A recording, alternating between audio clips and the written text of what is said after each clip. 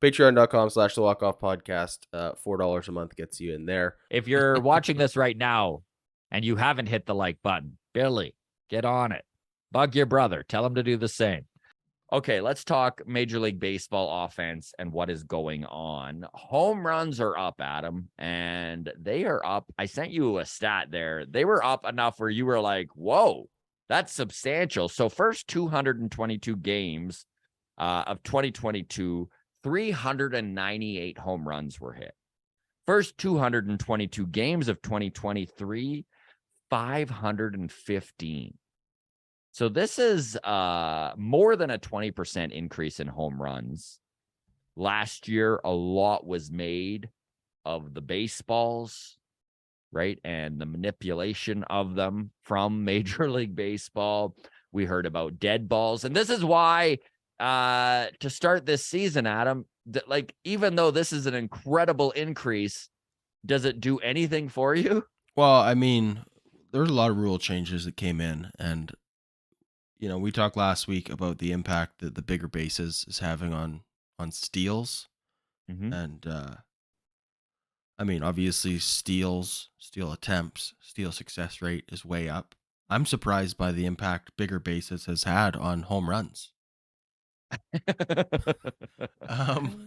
No, it's that said though, that is a good point though. That is the pickoff attempts and the pitch clock speeding up pitchers enough and pulling them out of their regular rhythm that it is increasing home runs. Okay, so my philosophy on baseball, and I didn't come up with this. Okay, someone much smarter than me so adequately put it one day, and I don't know who it is.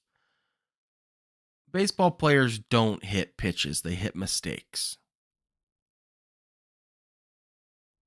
Right? Alek Manoah's bringing his A game, unhittable. Right? Garrett Cole bringing his A game, nothing Vladdy can do to hit a perfectly pitched ball. But he leaves that matzo ball over the corner of the plate just in the right spot, and that's one that gets taken for the distance, right? So for me, like, yeah, the pitch clock, if we're going to say has an impact on pitchers, and it's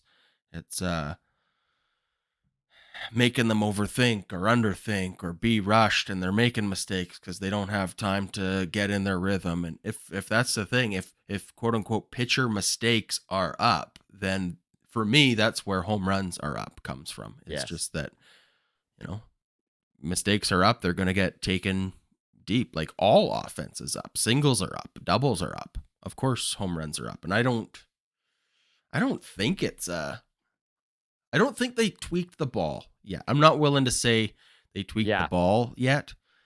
I know it was like, this is how much MLB has eroded the trust. I know, though, right? Yeah. Yeah, they are. They've shot themselves in the foot, and this is something back to like parenting.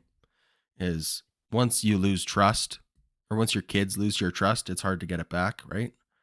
And I'm working through that with my daughter right now. She's at that age of like accountability is becoming a thing that we're trying to instill in her. And this is something that like MLB has just lost. It's gone. They have no credibility when it comes to that aspect. And anything to do with the balls, everyone is, and this, it's a shame. It's unfortunate for us to be looking at home runs and offense being up and thinking, well, did baseball do something shady? Like, look how much time we spent last night on Long Toss discussing the sticky stuff situation. Yeah. And the leverage or the extra rope that the Yankees were getting with Domingo Germán there. And it's like, if there wasn't the precedent of that sort of like crappy stuff happening, you wouldn't have to like question why are the Yankees getting this like benefit of the doubt here and all this slap. Oh, and everybody else is like, zero lenience, like zero warnings. If your hands are sticky, you're done for the day, and you're probably Like, getting if we investigated. we know too much. That's the problem. We know too Yeah, much. this is on right? us. You're right. This is This on is us. all the fans' problems. We shouldn't had we not figured this is what's funny too, is like, yeah, it's hard not to look at what happened with Domingo Germain and the way that the sticky stuff being found on him was handled, and him just being told to go wash his hands, and that's it, moving along. You know, if we hadn't already heard about Goldilocks balls and Garrett Cole being given extra special treatment to try and break that home run record and all of this, right? Then maybe we could just sit back and enjoy good baseball and fun things happening. Yeah. Okay. I don't want to We've get got to stop finding out all the scandals Major League Baseball does, Adam. That is our problem. so. This has backdoored our way into a conversation about like advanced metrics and stuff. And I have a big gripe with a bunch of these things.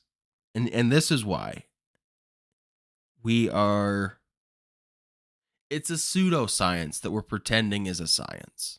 All of these analytics, right? When we're measuring this versus that, but we're only taking into account like FIP. Let's just take FIP for example, right? It's basically ERA adjusted for if everybody had the same ballpark, if everybody had the same defense behind them, right? Mhm. The spirit of FIP I get and I appreciate.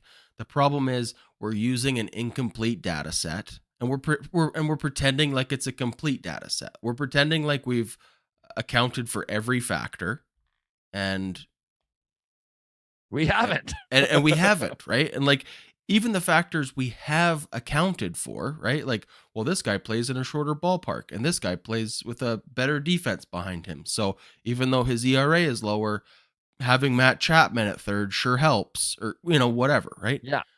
Even the factors we have accounted for, we're just making it up what impact Matt Chapman has on ERA. Yeah. Like, how does defensive runs saved impact a guy's ERA that he's playing behind? And what is even defensive runs saved? Kind of a made up stat.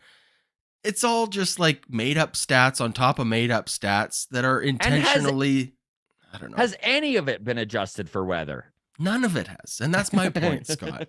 I mean, look, we can laugh about these stats not being adjusted for weather, but we also just spent an opening series at the Rogers Center talking about, well, the dome's open today, so the ball's going to carry more. So, like, that's weather. Yeah. So, like, we can laugh about it not being adjusted for weather, but also, like, you're telling me the ball's going to travel the same on a hot, sunny day as opposed to a cold, rainy day, or like, it just...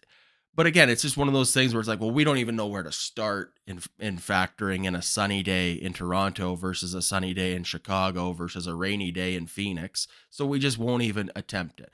But it's just, again, it's all pseudoscience-y bullshit, and it frustrates me every time I hear it, especially, sorry to say this, I mean, advanced, like, sabermetrics or whatever you want to call them, these advanced analytical tools that like the Blue Jays and the Rays have access to, I'm sorry, are not what we have as fans access to. Yeah. I'm just going to say that because it's something that bugs me a lot is, and this was where like criticism of trades and GM moves and whatever gets taken into account is that, like, there's no way the Tampa Bay Rays have some analytics department with, I mean, for sure they do have an analytics department with some algorithm where they've taken in a factor for weather and they've taken in a factor for crowd size and a factor for what, and they believe that it works. A factor for the ball. But if they do have that formula for calculating how to evaluate talent, it clearly works for them. Whatever that formula is, not commercially available to consumers and the general public, right? That is kept on lockdown behind closed doors. And I feel like every major league team has their own version of that they are following as their North Star. And I just think that, like, when we talk advanced analytics and like, why is John Schneider going with this pitcher in this inning as opposed to this pitcher?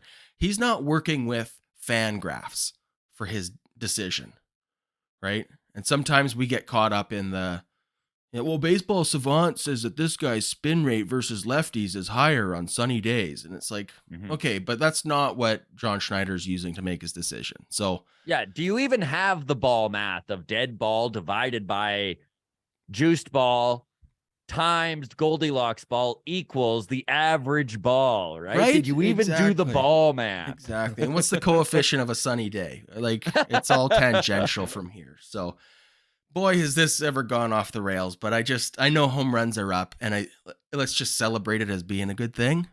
I guess, yeah. All right, there's my rant for the day. I like roast me in the comments for being an idiot, because I own it. I am.